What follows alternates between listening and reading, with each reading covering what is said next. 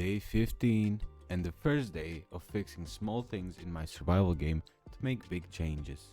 And the first thing on the schedule is, well, I'll just let you be the judge of that. This code has been stressing the shit out of me since the day I imported it into Godot. It's not weight painted properly, and I don't even think it can be. That's why I'll be adding physics to make this look like at least a AA game. The problem here is simple. Using cloth physics would be nice, but because of my texturing style, I need actual like thick mesh and not just one-sided plane. And doing physics and not using a one-sided mesh is a very bad idea. That's why I need something different.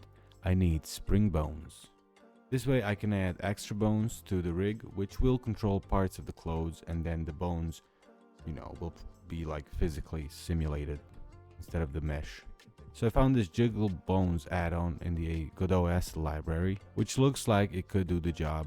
That means back to Blender, finally. I missed my little program of potential and dreams. Just add a few bones in the back and on the sides. Well, I did the back first, just to test it out. Keep in mind, these bones do not animate anything, they just exist purely to be bullied by physics. And also I have to keep in mind that these will have to be reused for other clothes as well. If you add too few bones, the cloak moves like cardboard. And if you add too many bones, Godot will start asking where I live. At some point, this will stop being rigging and just become bone hoarding. This part, setting it up in Blender, is the easy part. The hard part is making it work in Godot. Tuning jiggle physics is like tuning a guitar made of jelly. Too stiff and the cloak looks dead, or too loose and the character looks like they're just underwater.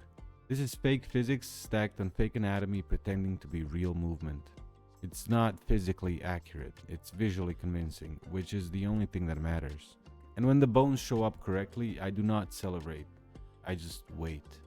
At one point, the cloak started vibrating like it's discovered caffeine. Now with this working, I decided to add a few more simulated bones. The first one was the hair.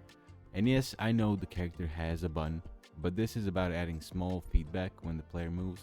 And just that little small wiggle of the bun helps a lot. I also add a few bones to the sleeves. It's just small wiggle again, but I think it adds a lot.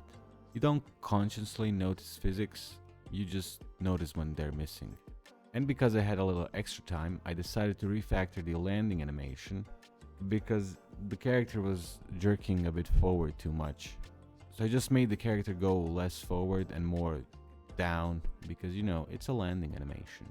And while we're at landing, I've been thinking about, do I need a parkour system of sorts? At least like a ledge climb or a climb up or a dash over or something. I think that would be nice. It would have to be a whole separate system, which, handles its own input. But I don't think it'd be too hard to add with the current state machine setup. Next time I want to add a proper UI for the stats with the simple stats on HUD display and a more complex and in detail UI dedicated to the stats. And that's the creative error of the day committed. I'll go commit another one tomorrow. Bye.